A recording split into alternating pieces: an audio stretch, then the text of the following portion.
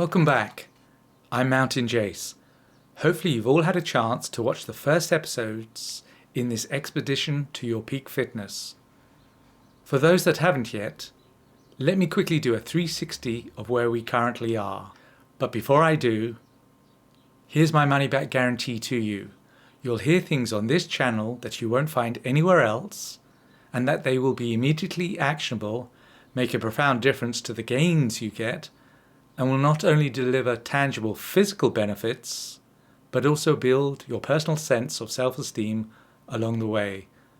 Oh, and I promise not to subjugate you by using too many fancy Latin names for the various parts of the body. This ain't no dive into the crusty world of academic textbooks.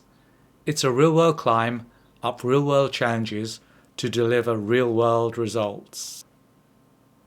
As I mentioned right from the get-go, learning to train to your maximum potential will take time and no small amount of effort, discipline, as well as great reserves of courage to break free from the cycle of fitness mediocrity that almost everyone who works out in a gym is enthralled to. There is no way to become a proficient pianist other than studying how this instrument works, teaching your body to obey your instructions, and then having the determination to practice, and practice some more. Gym training is no different. It requires a degree of mental strength that is severely underappreciated by newcomers to this sport, and sadly, personal trainers, those people who have natural ability to build muscle in a way that the rest of us can't access, don't really understand this. They merely want to see you sitting at a machine with the weights moving up and down, and that's it. Energy flow, cheat training, oxygen burning, and so forth mean nothing to them. I'll be doing an entire episode on the pros and cons of using a personal trainer. Spoiler alert, there are no pros, meaning it is indeed all a con. But I'll back up this contentious claim at a later date with some withering observations. Until then, perhaps hold back on splashing your cash for chunks of PTing until you're sure I'm not about to demonstrate yet another facet of my gym smarts.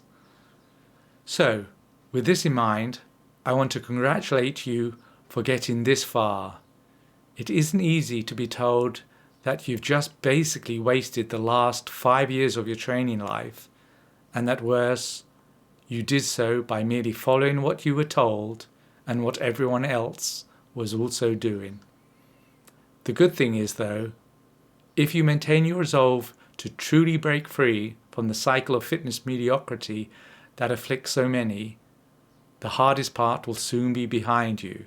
And then, bit by bit, the tangible rewards I promised at the very start of this journey will be there for you to see and enjoy, until you reach the sweet spot where the returns on your workout investment will become so entrenched you'll never look back.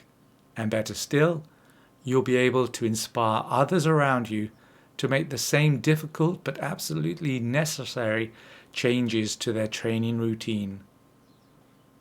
You'd be amazed how many people at my gym, though it might take them a year or more to capitulate, slowly but surely move ever closer to my style of training, as they simply can't fight the reality that they aren't getting anywhere near the results that I am. It gets quite funny sometimes when I look up and all around me people have ditched cheat training for the discipline of the muscle-focused approach I have laid out in my Foundations of Fitness series. Anyway, time is precious, so let's jump straight in. If you recall, at the end of the last episode, I made the bold declaration that I was going to explain something about how to train that is so crucial to your success that if you learn nothing else from me, then learn this one evolutionary insight. Well, buckle up, buckaroos. I'm going to do just that here and now. In episode 3, I introduced my patented illuminated stairway to Heavenly Gainz analogy, which explained that, regrettably, most people struggle to attain 15% of the training benefits available to them from each set they do, for an array of reasons, the most damaging of which is that when climbing this stairway, they foolishly take it 5 steps at a time, meaning that once they get to the top, instead of all 50 of the light bulbs thereat being lit, which is the catalyst required for the body to send the all-important signals to the brain that every muscle fibre that can be activated has been, only a paltry 10 are barely flickering in and out of view. And worse, these people then do the equivalent of sliding down the banisters straight back to the start line. This results in none of the bulbs duly receiving a second jolt of electricity, so a number of the initial 10 that were lit fade to darkness. Thus, going into the second repetition, there's very little compounding effect to be had, which again destroys still further your chance of actually hitting the muscle in a way that will induce your body to build back better. This is the basis for my shocking claim that more than 90% of gym members barely make it to 15% return on their fitness investment, with many languishing dangerously close to zero. And before you ask, yes, it is even possible to have a negative return when you train. I have at least 2 guys where I go now whose technique is so appallingly bad that they cause more damage to their joints than they ever do good to their muscles. For more on this tragedy, look out for my videos entitled What I Saw at Gym Today, coming soon. Anyway, let's battle on. So, that's the Stairway to Heavenly Gainz theory, but how does one put it into practice? That's easy, though if done right, by definition, things will get a lot harder. This is a perfect juncture at which to repeat the core tenet of my evolution of fitness. There are no shortcuts to success, only failures. Nothing I can tell you will result in you expending less effort for more gains. That's not how a life well lived is constructive.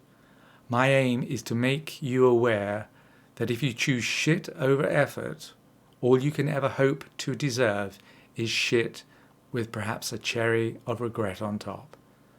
But if you really do want to break free from the cycle of fitness mediocrity, I can lead you along a path that optimizes the route to your soon-to-be earned peak fitness. It won't be easy.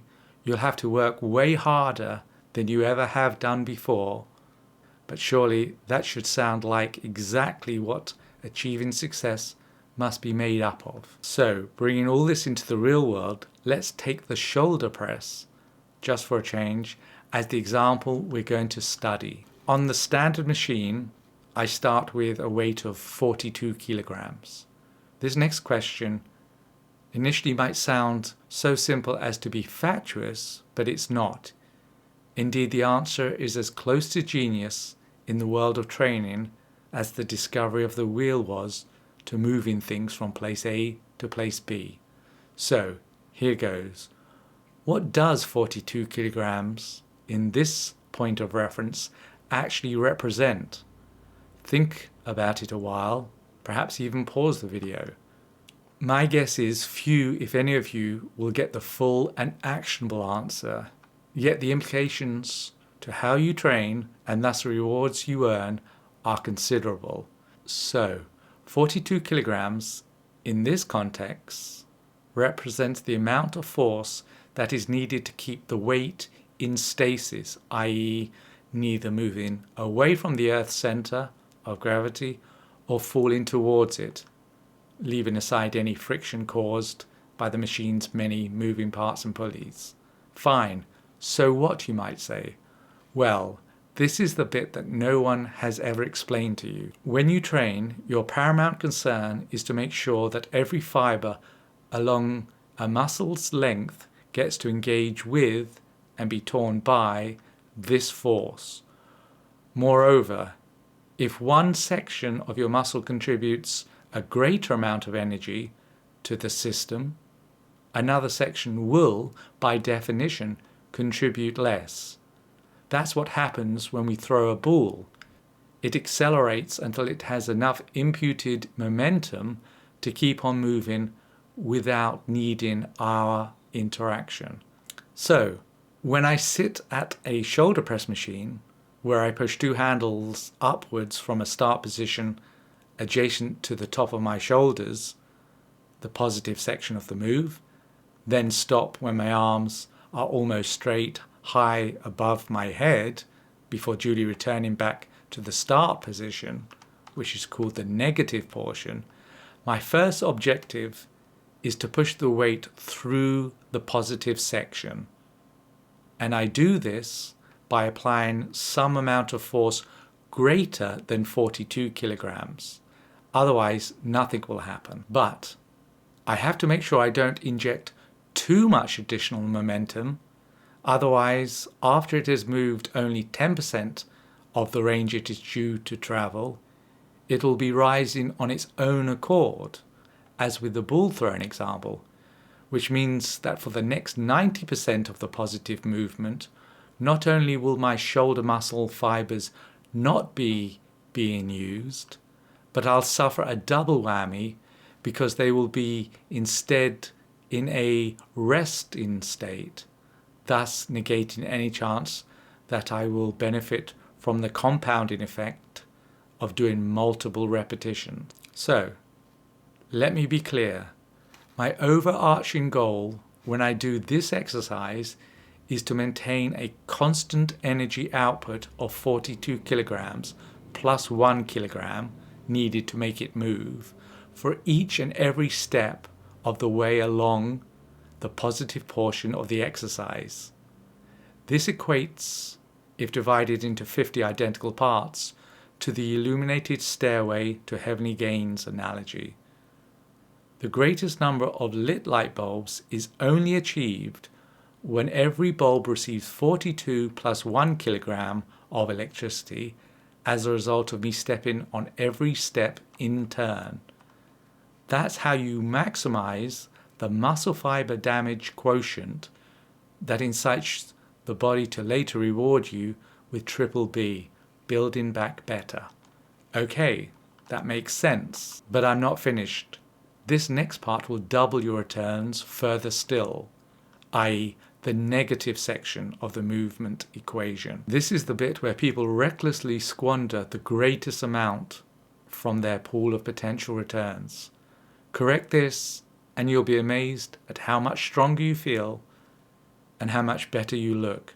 So, before I go and get that video ready for you, might I ask if you have found the contents in this one to be a revelation in your goal to reach the absolute heights in your fitness potential, then please return the kindness and hit the like and subscribe icons. That way, together, we'll become a team strong enough to reach any of life's mountain peaks. See ya on the next stage of Mountain Jace's climb to your peak fitness.